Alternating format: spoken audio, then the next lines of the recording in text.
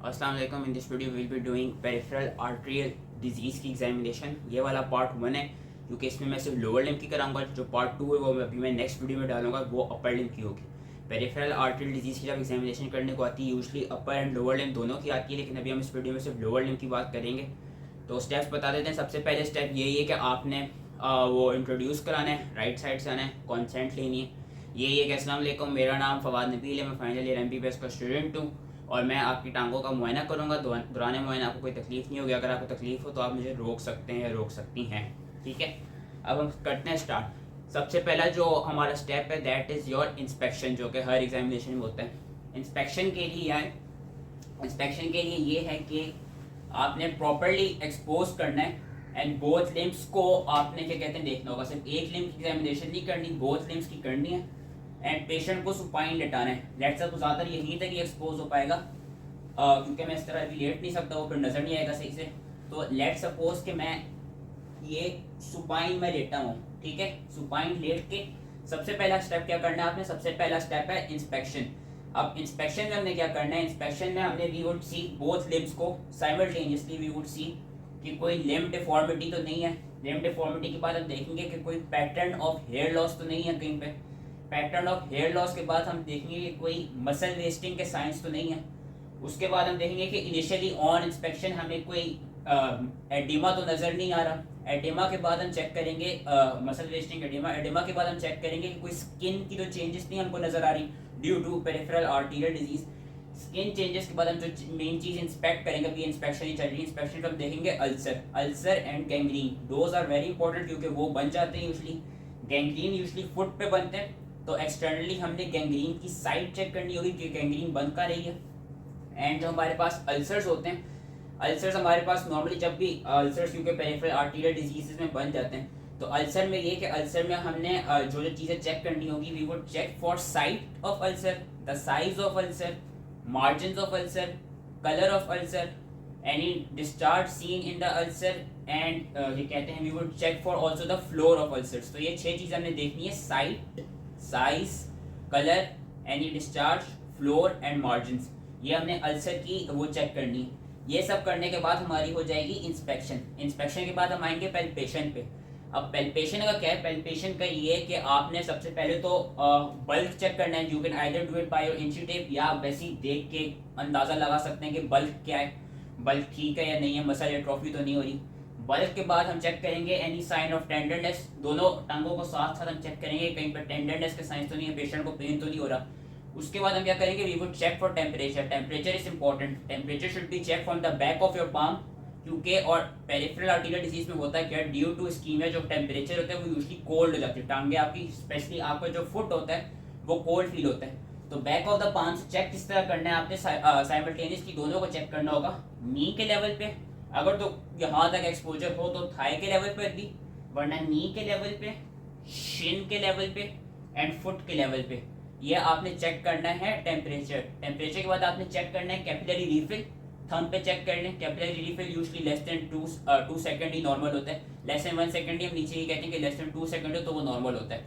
Capillary refill के बाद हम चेक करेंगे आपकी पल्सेस। पल्सेस अगर पेरिफेरल आर्टेरियल डिजीज होगी तो यूजली हमको पैल्पेबल नहीं मिलेंगी। तो हमने अगर तो ये पूरा हुआ फीमोरल, वरना फीमोरल यूजली नहीं करते।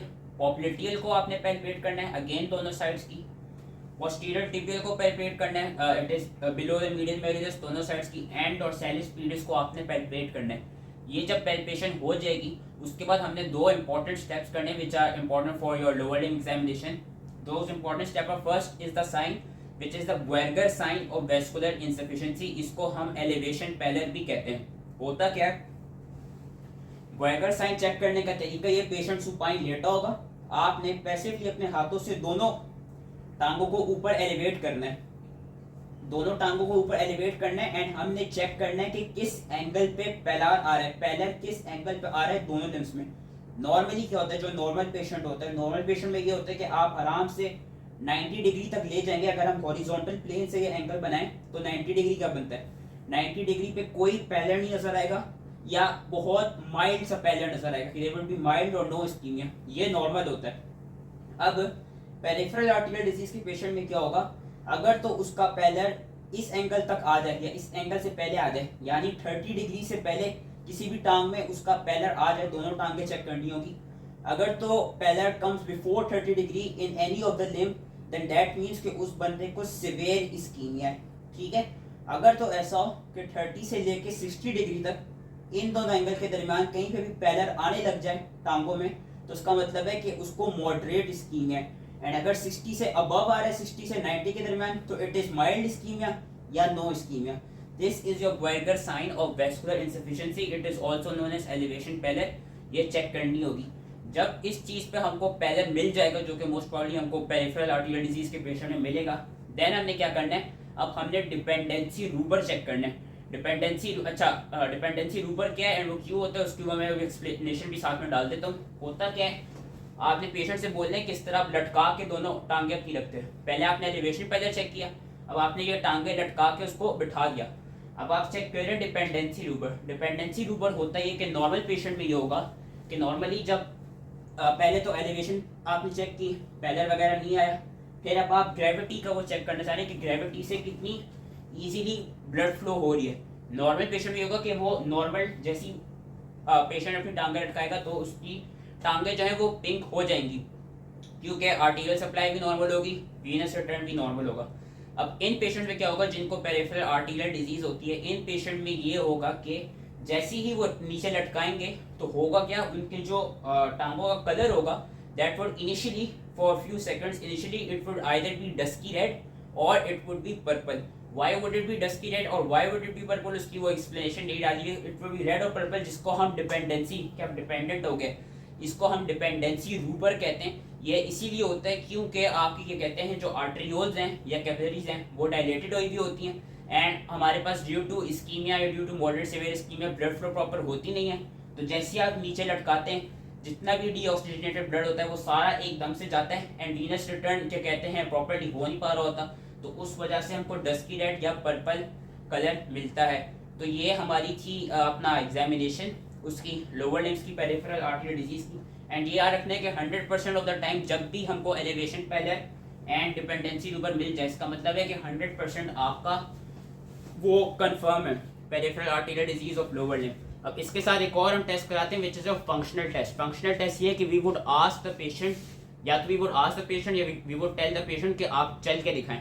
चल के देखने में बेसिकली इससे आप तुम पूछ लेंगे कि आपको चलने में पेन तो नहीं होता। Basically, we are now checking for intermittent claudication. What is claudication? Claudication is your exercise-induced pain या exercise-induced muscle cramp। वो होता है क्यों? वो होता है इसलिए क्योंकि arterial obstruction हुई होती है, ज़्यादातर calf muscles पे हमको मिलते हैं, एंड वो arterial obstruction की वजह से blood flow proper हो नहीं रही होती है। तो जब भी कोई बंदा exercise करता है या चलता है थोड़ा सा तो उसको पेन होने लगता है। अब intermittent claudication की भी दो हमारे पास क्लासिफिकेशंस हैं जो कि डिस्टिंक्शन वाले स्टूडेंट से पूछ ली जाती हैं। एक है फोंटेन क्लासिफिकेशन, एक है रुदरफोर्ड क्लासिफिकेशन। फोंटेन ज़्यादातर आसान है, रुदरफोर्ड भी आसान है, लेकिन ये कि इन दोनों के बारे में एटलीस्ट नाम इनके पता होना चाहिए इन दो क्लासिफिकेशंस के।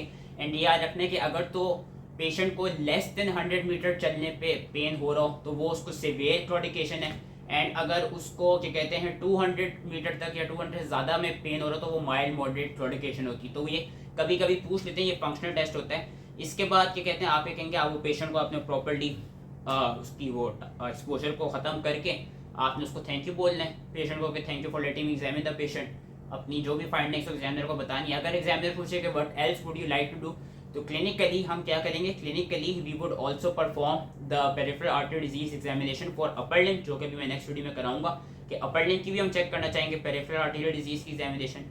अपर लिम्ब के बाद हम क्या करेंगे, अपर लिम्ब के बाद हम बेसिकली एपी जो आपका ankle brachial peripheral pressure index होता है, सॉरी, उसको भी हम मेजर करना चाहेंगे to check the level of your peripheral arterial disease. And lastly अगर वो कोई इन्वेस्टिगेशंस पूछते तो इन्वेस्टिगेशन याद रखनी जो गोल्ड स्टैंडर्ड हम कराते हैं, हम duplex ultrasound and CT angiogram, ये दो हम इन्वेस्टिगेशंस कराएंगे to check for lower limb peripheral arterial disease की एग्जामिनेशन। तो this was the part 1। I hope ये समझ में आ गया हो। अब मैं अपर लिम्ब की बनाता हूँ एंड थैंक यू।